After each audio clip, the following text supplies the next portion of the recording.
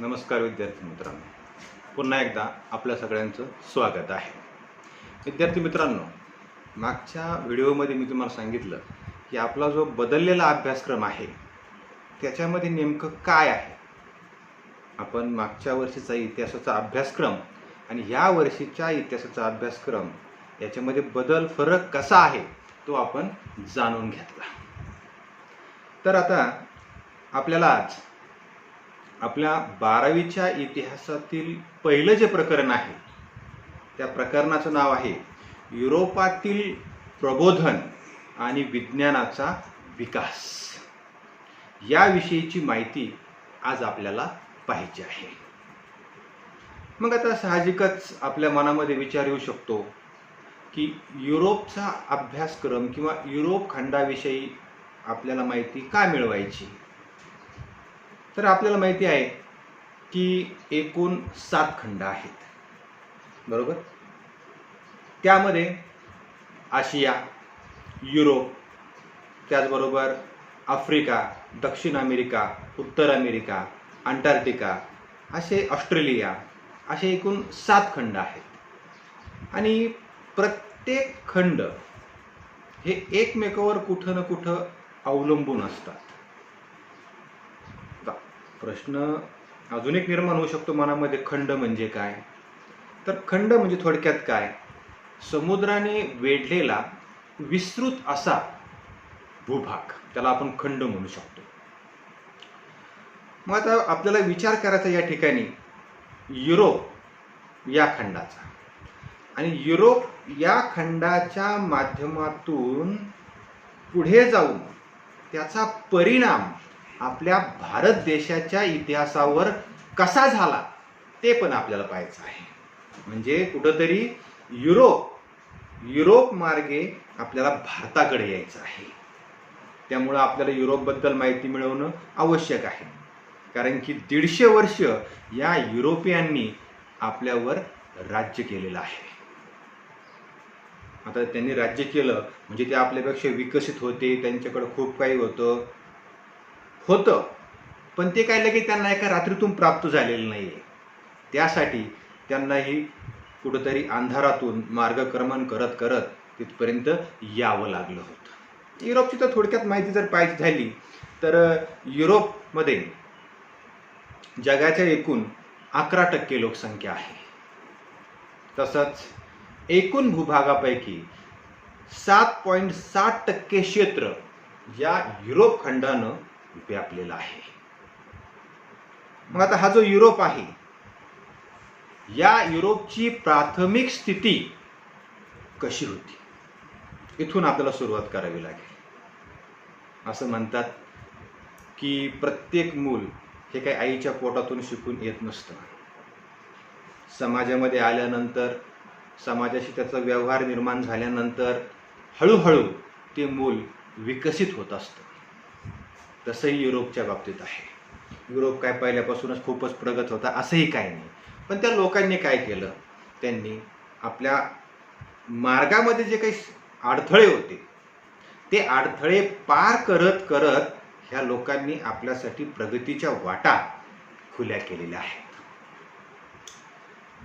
तर मित्रांनो, जे पहिलं प्रकरण आहे आपलं, युरोपातील प्रबोधन आणि विज्ञानाचा विकास. नेहमीप्रमाणे आपल्याला या ठिकाणी आता आपलं जे धड्याचं शीर्षक आहे, प्रकरणाचं शीर्षक आहे, त्याचा अर्थ आपल्याला समजावून घ्यायचा आहे. तो समजणं महत्वाचं आहे. तो अर्थ जर तुम्हाला समजला तरच प्रकरणात काय आहे हे आपल्याला कळू शकतं. जसं तुम्ही चित्रपट पाहता, चित्रपटाचं शीर्षक पाहिल्यानंतरच तुम्हाला कळतं की त्याच्यामध्ये काय असावं, बरोबर ना. तसंच या प्रकरणाचं शीर्षक समजल्यानंतर तुम्हाला हे समजण्यास मदत होईल की याच्यामध्ये, या प्रकरणामध्ये नेमकं काय आहे. तर आपण 2 भाग करू. पहिला भाग युरोपातील प्रबोधन आणि दुसरा विज्ञानाचा विकास. युरोपातील प्रबोधन. आता युरोप खंड तुम्हाला मी आता सांगितलं की हा आपल्या आशिया खंडाला जोडून आहे, बरोबर. आणि याचं वैशिष्ट्य माहिती काय आहे, युरोप आणि आशिया यांच्यामध्ये कुठंही त्या ठिकाणी समुद्र शिरलेला नाही. हा भाग एकच आहे असं काही लोक म्हणतात, आणि त्यामुळे त्याला युरोप आणि आशिया यावरून युरेशिया, काय युरेशिया असं म्हणतात. तरीही युरोप वेगळा आणि आपला आशिया वेगळाच आहे. तर मग युरोपातील प्रबोधन, या युरोप खंडामध्ये प्रबोधन झालं. मग आता प्रबोधन म्हणजे काय, हा शब्द कदाचित तुम्ही ऐकलेले असेल. तर प्रबोधन म्हणजे या ठिकाणी जागृती. जागृती म्हणजे जागा होणं. कशामध्ये, तुमची जी काही क्षेत्र आहेत, सामाजिक, आर्थिक, राजकीय, धार्मिक, सांस्कृतिक, याच्यामध्ये आपण जुनं जे आहे ते सोडून द्यायचं आणि नव्याचा स्वीकार करायचा. म्हणजे सामाजिक, आर्थिक, राजकीय, शैक्षणिक, धार्मिक या सगळ्या क्षेत्रामध्ये मानवानं केलेली प्रगती म्हणजेच प्रबोधन. किंवा एका ओळीत सांगायचं झालं तर प्रबोधन म्हणजे वैचारिक जागृती, विचारांची जागृती म्हणजे प्रबोधन. थोडक्यात युरोपातील लोक जागे झाले. कशानं, विचारानं, प्रत्येक क्षेत्रातून. त्याला म्हणतात युरोपातील प्रबोधन. आणि दुसरा भाग राहिला आपला विज्ञानाचा विकास, बरोबर. पूर्वी रूढी, परंपरा, अंधश्रद्धा होत्या. त्या अंधश्रद्धेच्या माध्यमातून लोक आपलं मार्गक्रमण करायचे. मग तसं तसं विज्ञानाचा विकास होत गेला. विज्ञान म्हणजे विद्येचं ज्ञान असं थोडक्यात आपण म्हटलं तर जे आपल्याला काही मिळतंय, जे काही आपल्या आजूबाजूला आहे त्याच्यातून ज्ञान मिळवून आपण आपला विकास साध्य करणं. ह्या लोकांनी मिळालेल्या ज्ञानातून आपली प्रगती साध्य केली आणि त्या ठिकाणी मग त्यांचा विकास विज्ञानाच्या माध्यमातून झालेला आहे. तर अशा प्रकारे आपल्याला पहिल्या प्रकरणातील जे काही आपलं शीर्षक आहे त्याच्याबद्दलची माहिती मिळवता येईल. युरोपातील प्रबोधन आणि विज्ञानाचा विकास. आता यामध्ये आपलं सांगता येईल हे जे काही प्रबोधन झालं युरोपमध्ये, युरोप खंडामध्ये, हे प्रबोधन मध्ययुगाच्या शेवटच्या टप्प्यात झालं. 3 टप्पे जर केले आपण इतिहासाचे, प्राचीन इतिहास, मध्ययुगीन इतिहास आणि आधुनिक इतिहास. यामध्ये प्राचीनचा काही विषय नाही, राहिला विषय मध्ययुगाचा. आता मध्ययुग केव्हा होतं युरोपमध्ये, इसवी सनाचं 5वं शतक ते इसवी सनाचं 15वं शतक. हा काळ म्हणजे मध्ययुगाचा काळ. मग आता शेवटचा टप्पा म्हणजे आपण धरू की इसवी सन जे शतक आहे 10वं, त्याच्या पुढं यामध्ये युरोपामध्ये बदल होण्यास सुरुवात झाली होती. आणि या मध्ययुगाच्या शेवटच्या टप्प्यात इसवी सन 10 नंतर, 10व्या शतकानंतर बदल काय झाला तर युरोपमध्ये प्रबोधन झालं. मी आताच तुम्हाला सांगितलं प्रबोधन. लोकांमध्ये जागरूकता आली. हे जुनं जे काही आहे हे आपल्या कामाचं नाही, आता आपण नवीन काहीतरी केलं पाहिजे तर आपला विकास होऊ शकतो, अशी वैचारिक पातळी ह्या लोकांमध्ये निर्माण झाली. दुसरी गोष्ट काय झाली, त्या ठिकाणी भौगोलिक शोध लागले. सगळ्यात महत्वाचं भौगोलिक शोध. अगोदर हे सगळे एकमेकाला अनभिज्ञ होते, कुणाला कुणाचाही पत्ता नव्हता.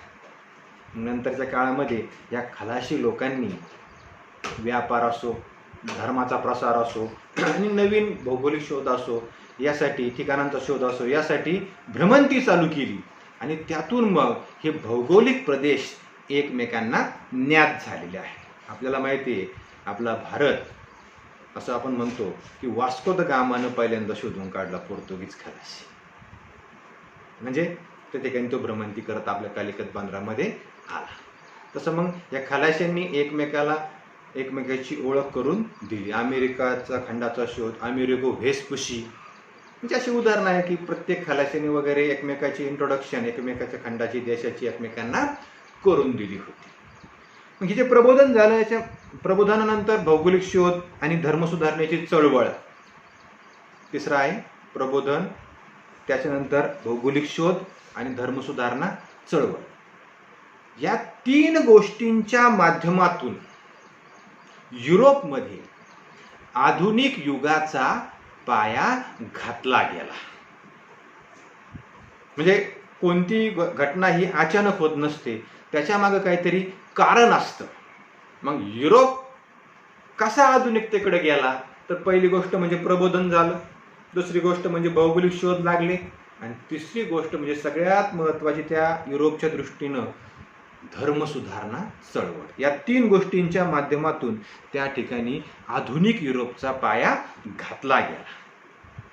थोडक्यात यालाच आपण प्रबोधन युग म्हणतो. जे 3 बदल झालेत ना, यालाच आपण काय म्हणतो, प्रबोधन युग.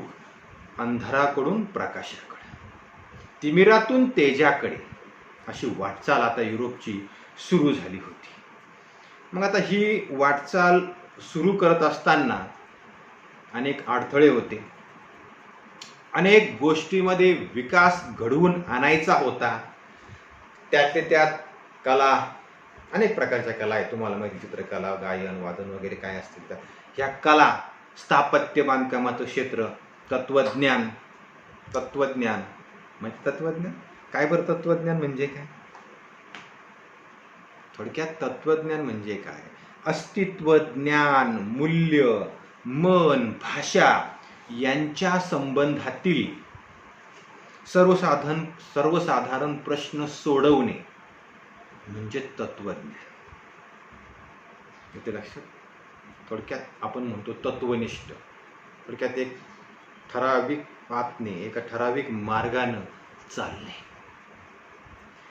मग हे तत्वज्ञान सुद्धा या युरोपच्या जडणघडणीमध्ये उपयोगी आलं.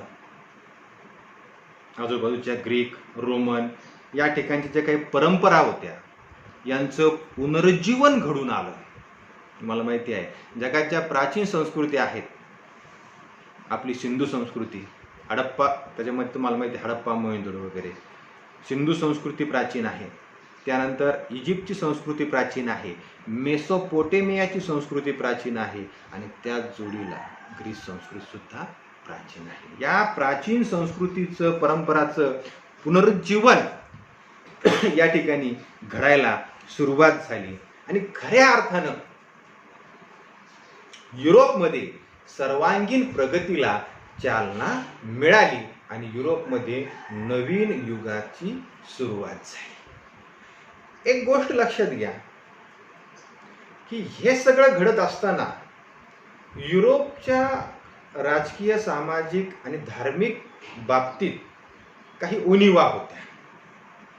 त्या उणिवा जोपर्यंत भरून येणाऱ्या नव्हत्या तोपर्यंत युरोपचा विकास होणं अवघड होतं, आणि टप्प्याटप्प्यानं त्या उणिवा मात्र भरायला सुरुवात झाली होती.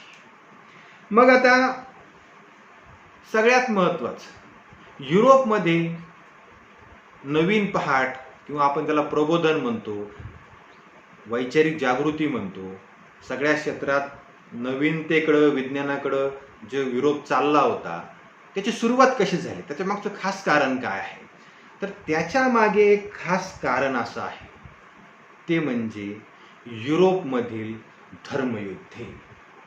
युरोपातील धर्मयुद्धे, त्याला क्रुसेडस म्हणतात. आता क्रुसेडस का म्हणतात मी तुम्हाला सांगणार आहे. आता धर्मयुद्ध म्हणजे तुम्हाला समजलं असेल की धार्मिक बाबतीमध्ये तर काहीतरी होतं. मग नेमकं काय होतं, युरोपातील धर्मयुद्ध म्हणजे काय, तर युरोपमध्ये अशी काही ठिकाणं होती की जी ज्यू लोक होते, ख्रिश्चन लोक होते, इस्लाम लोक होते, या धर्मियांना ती ठिकाणं पवित्र होती. कोणतं? जेरुसलेम, बॅथेलहॅम. जेरुसलेम, बॅथेलहॅम ही युरोपातील जी ठिकाणं होती ही धार्मिक ठिकाणं होती. आणि ही धार्मिक ठिकाणं ज्यू, ख्रिश्चन आणि इस्लाम यांना पवित्र होती. त्यामुळे प्रत्येकाला त्या शहराबद्दल एक आस्था होती, एक आदर होता. नंतर काय झालं की दक्षिणेच्या मार्गानं त्या ठिकाणी तुर्कांनी आक्रमण केलं, म्हणजे इस्लामांनी आक्रमण केलं. आणि आक्रमण करून 11व्या शतकात ही जेरुसलेम आणि बेथलेहम नावाची जी काही शहरं होती ही त्यांनी त्यांच्या ताब्यात घेतली.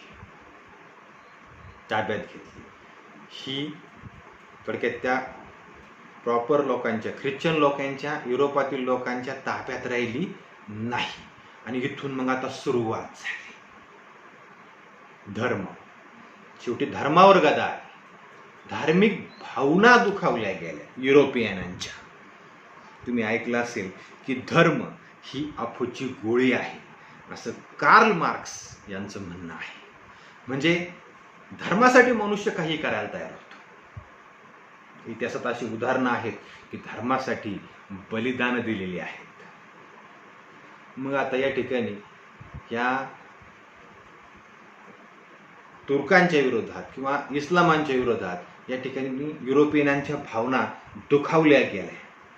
मग आता ही जी शहरं इस्लामांच्या ताब्यात गेली होती ही परत मिळवायची. ही परत मिळवण्यासाठी ख्रिश्चन धर्मियांनी प्रयत्न सुरू केले. जे जे ख्रिश्चन धर्माला मानणारे होते या सगळ्या ख्रिश्चन धर्मियांच्या अनुयायांनी त्यावेळेस या इस्लामाविरुद्ध किंवा तुर्कांविरुद्ध लढा द्यायला सुरुवात केली. आणि हा लढा कसा होता? हा लढा होता धार्मिक. म्हणून त्याला काय म्हणतात? धर्मयुद्धे. इस्लामांच्या ताब्यातील शहरं मिळवण्यासाठी युरोपमधील ख्रिश्चन अनुयायांनी जो लढा दिला त्या लढ्याला धर्मयुद्ध असे म्हणतात. शब्द अजून एक मी लिहिला, क्रुसेडस. कारण की तुम्हाला माहिती आहे की क्रॉस ख्रिश्चन धर्मियामध्ये पवित्र आहे. त्या ठिकाणी या युरोपमधील ख्रिश्चनांनी लढण्यासाठी त्या ठिकाणी क्रॉसचा वापर केला. एक स्वतःला ऊर्जा देण्यासाठी त्या ठिकाणी क्रॉसचा त्यांनी उपयोग केला. एक मानसिक मनोबल वाढवण्यासाठी क्रॉस त्यांनी छातीवर या ठिकाणी लावून घेतला लढताना. म्हणून त्याला क्रॉसवरून क्रुसेडस असंही म्हटलं जातं. आता गोष्ट धर्मावर येऊन थांबली होती. धर्मयुद्धात युरोपमधील सर्व जनता उतरली होती. धर्मयुद्धाच्या कल्पनेनं त्या ठिकाणी सर्वत्र सामान्य जनता भारावून गेली होती. तुम्हाला माहिती आहे की युरोपमध्ये पोप हे सर्वश्रेष्ठ ख्रिश्चनांचे धर्मगुरू होते. पोप यांच्या मार्गदर्शनाखाली सगळी राज्यसत्ता, राजे लोक सुद्धा ह्या पोपांचं ऐकायचे. पोप जे सांगतील तो ईश्वरी नियम. ह्या पोपांनी आवाहन केलं धर्म वाचवण्यासाठी युरोपातील ख्रिश्चनांना. मग ते ख्रिश्चन लोक या युद्धामध्ये समाविष्ट झाले. त्यावेळेस पाप पुण्याचा हिशोब करण्याचं जो काही मालकी हक्क होता तो पोपांना होता. पोपांनी आवाहन केलं की जे कोणी या धर्मयुद्धात सामील होतील त्यांच्यावर किती पाप असू द्या, त्या पापाचं क्षालन करण्याचं काम आमचं. थोडक्यात त्या ठिकाणी त्यांचे गुन्हे माफ करून आम्ही देऊ, कारण की ते स्वतःला ईश्वरी अंश समजायचे. आणि मग त्या अनुषंगाने सर्वसामान्य जनता त्यामध्ये सामील झाली. युरोपातील सामाजिक राजकीय पार्श्वभूमी सुद्धा याला कारणीभूत होती. सामाजिक म्हणजे त्या ठिकाणी लोकांचं सर्वसामान्य जीवन होतं, पोपांचं वर्चस्व होतं, राजसत्ता दुय्यम होती. तसंच युरोपच्या आजूबाजूला जे काही राजे होते सरंजामशाहीतून निर्माण झालेले, त्यांचाही काहीतरी उद्देश होता या युद्धामध्ये सामील होण्याचा. यामध्ये रोमन लोकांना असं वाटायचं की सिरिया आणि आशिया मायनर म्हणजे आशिया खंडाच्या पश्चिमेकडचा भाग, या ठिकाणी त्यांना सत्ता प्रस्थापित करायची होती. त्याचबरोबर इटली देशातील व्हेनिस आणि जिनोवा या व्यापारी शहरातील धनिकांना मध्य आशियात, आपल्या आशिया खंडामध्ये बाजारपेठा स्थापन करायच्या होत्या. यासारखे जे काही कारणं होते, या कारणांमुळं युरोपातील सत्ताधारी आणि काही प्रमाणात व्यापाऱ्यांनी सुद्धा या धर्मयुद्धाला पाठिंबा दिला.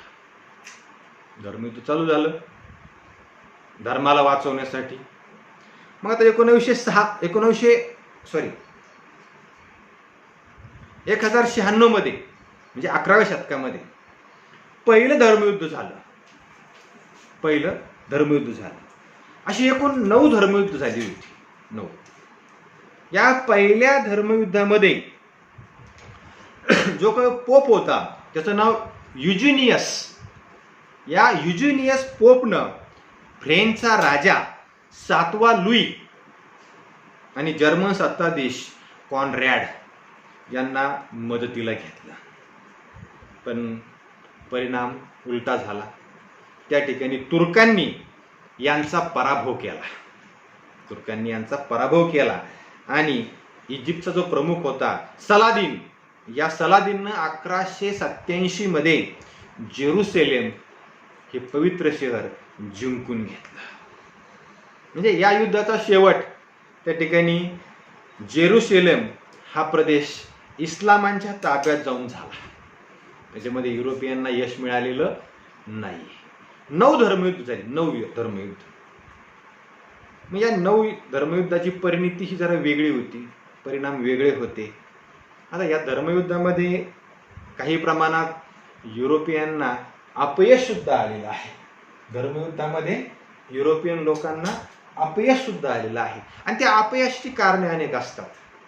जेव्हा कुठेही काहीतरी अपयश येतं तेव्हा त्याला कारणे हजार असतात.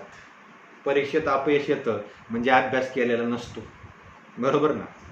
तसं मग या ठिकाणी या धर्मयुद्धामध्ये युरोपियन लोकांना अपयश का आलं? कारण की पोप म्हणजे ख्रिश्चन धर्मगुरू, जो स्वतःला श्रेष्ठ समजायचा, हा पोप आणि राजे लोक, युरोपियन सत्ताधीश यांनी युद्धाकडे संकुचित पाहिलं. फक्त धर्म वाचवणं एवढंच या दृष्टिकोनातून ते लढत होते. कोणत्याही गोष्टीकडे पाहण्याचा आपला दृष्टिकोन हा व्यापक हवा.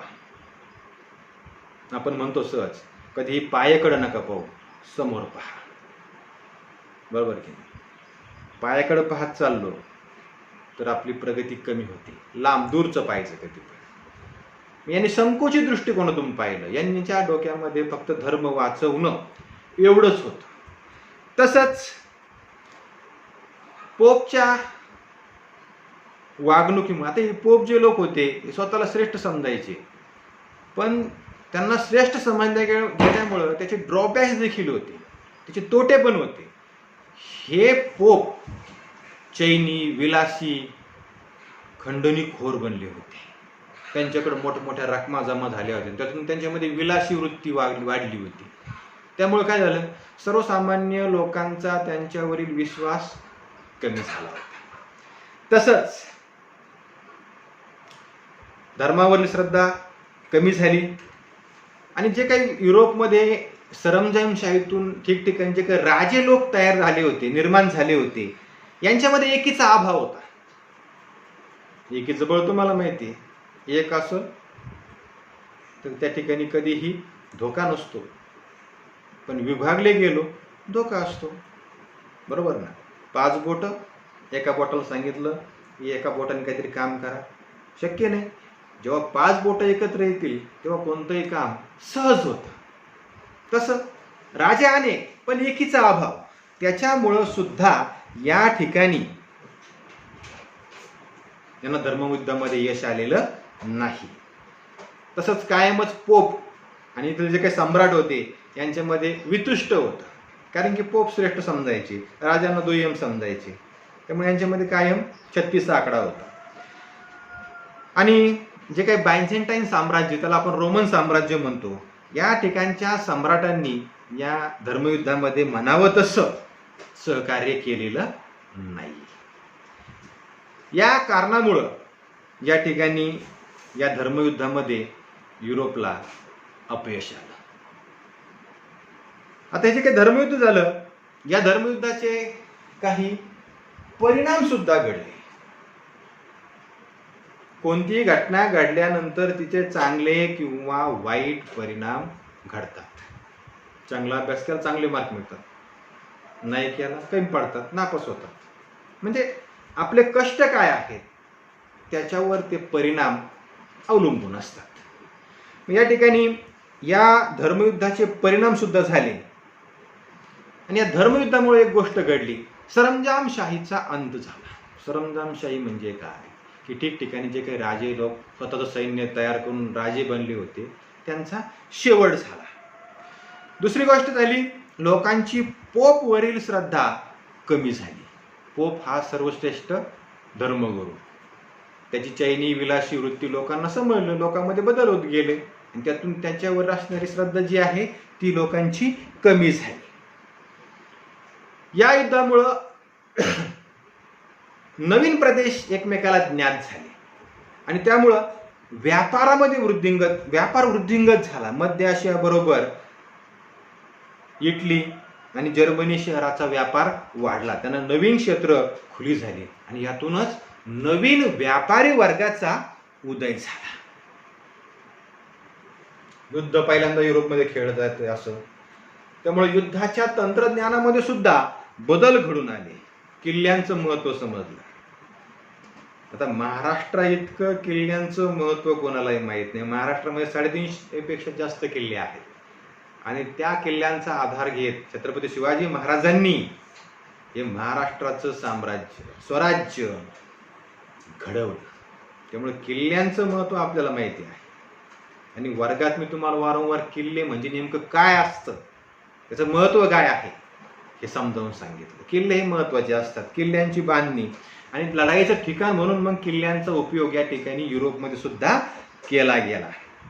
तसंच लष्करांसाठी खास सुविधा निर्माण केल्या गेल्या. पूल बांधणे, नवीन शस्त्र तयार करणे, गनिमी कावा शिकत गेले, शत्रूचे मार्ग रोखणे, उद्ध्वस्त करणे, या गोष्टीमध्ये हळूहळू युरोपियांनी प्रावीण्य मिळवायला सुरुवात केली. सैन्याचं महत्व कळालं. आज हे पहा, ज्या देशाचं सैन्य स्ट्रॉंग तो देश सर्व बाबतीत सक्षम राहू शकतो. कारण की स्वातंत्र्य असेल तरच आपण त्याचा उपभोग घेऊ, आपल्या सगळ्या गोष्टीचा उपभोग घेऊ शकतो. देशात जर स्वातंत्र्य नसेल, तुमची प्रॉपर्टी वगैरे काही कामाची नाही. तुम्ही देश स्वतंत्र तर तुम्ही स्वतंत्र, ही संकल्पना पुढे आली आणि त्यातून मग या ठिकाणी लढाईसाठी सैन्यांचं महत्व कळालं आणि सैन्यासाठी नवीन म्हणजे जो काही आर्थिक पुरवठा असतो किंवा आपण त्याला इकॉनॉमिक बजेट म्हणू सैन्याचं, ते बजेट ठेवायला या ठिकाणी या लोकांनी सुरुवात केली. सैन्यांचं खर्च भागवण्यासाठी अनेक कर लादले. त्या करातून मग या ठिकाणी देशाचं राज्याचं उत्पन्न वाढायला सुरुवात झाली. अजून एक झालं वेगळं की या युरोपियन लोकांना अपरिचित असलेल्या गोष्टी इतरांच्या संपर्कात आल्यामुळं ज्ञात झाल्या.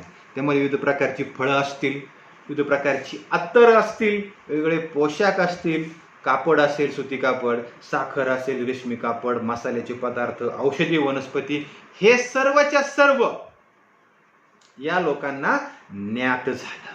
कारण की त्यांचा या गोष्टीची पूर्वी संबंध आलेला नव्हता. हा संबंध केव्हा आला?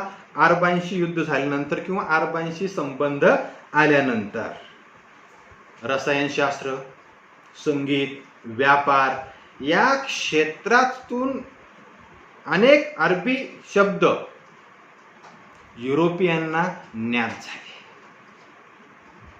थोडक्यात या युद्धातून किंवा इतर लोकांशी जो संबंध आला युरोपियनांचा, त्या संबंधाच्या माध्यमातून या ठिकाणी युरोपियांनी आपल्यामध्ये ज्या काही उणिवा होत्या, जे काही आपल्याला ज्ञात नव्हतं, ते सगळं ज्ञात करून त्या उणिवा भरून काढून आपल्याला परिपूर्ण करण्याचा प्रयत्न केलेला आहे. म्हणजे या ठिकाणी आपल्याला सांगता येईल की याच्यामध्ये या जो प्रकरण आहे आपलं पहिलं, युरोपातील प्रबोधन आणि विज्ञानाचा विकास, अंधारातून प्रकाशाकडे हळूहळू आता युरोपची वाट सुरू झाली होती. आपल्या उणिवाचा त्याग करून पोपांचं जे काही शब्द प्रमाण मानण्याची वृत्ती होती ती हळूहळू कमी होऊन आपलं लष्करी सामर्थ्य या ठिकाणी युरोपातील देशांनी वाढवलं आणि मग त्याच्यातूनच त्यांच्यामध्ये बदल होत गेला. स्वतःची प्रगती ते साध्य करीत राहिलेले आहे.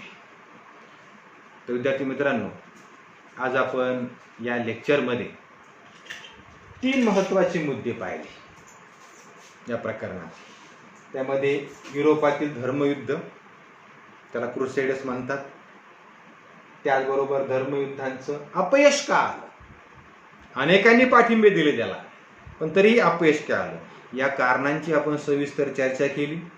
त्यानंतर या धर्मयुद्धाचा परिणाम काय झाला, युरोपच्या दृष्टिकोनातून जरी या ठिकाणी त्यांना पराजय मिळाला तरी त्यांच्यासाठी या ठिकाणी हे झालेले युद्ध त्यांच्यासाठी चांगलं म्हणजे सकारात्मक बाबी घेऊन आलं. अनेक गोष्टी त्यांना ज्ञात झाल्या. तर आजच्या या लेक्चरमध्ये आपण हे 3 मुद्दे पाहिले.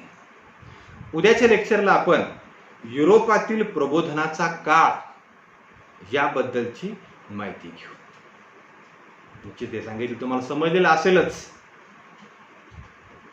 समजलं नसेल तर तुम्ही आपल्या व्हॉट्सअप ग्रुपवर ते मला विचारू शकता. तोपर्यंत नमस्कार.